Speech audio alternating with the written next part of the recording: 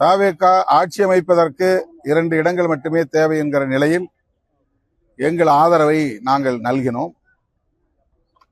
தற்போது வெளிப்படையாகவே தவேக தரப்பிலிருந்து விடுதலை சிறுத்தைகள், இந்திய யூனியன் முஸ்லீம் லீக் ஆகிய இரு கட்சிகளுமே அமைச்சரவையில் இடம்பெற வேண்டும் என்கிற விருப்பத்தை வெளிப்படுத்தியிருக்கிறார்கள்.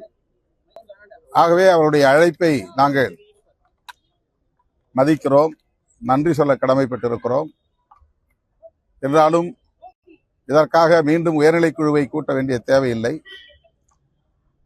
பொதுச் செயலாளர்கள் 2 பேர், பொருளாளர், முதன்மை செயலாளர் ஆகிய முன்னணி பொறுப்பாளர்களோடு இந்த அழைப்பு குறித்து நாங்கள் கலந்து பேசி முடிவை அறிவிப்போம். மாணவர்களின் சிந்தனைகளை வடிவமைக்க SNS இன்ஸ்டிடியூஷன், மாணவர்களின் தனித்திறமைகளை மேம்படுத்த SNS இன்ஸ்டிடியூஷன், மாணவர்களின் சாதனைகளை போற்றும் SNS இன்ஸ்டிடியூஷன் கோவை.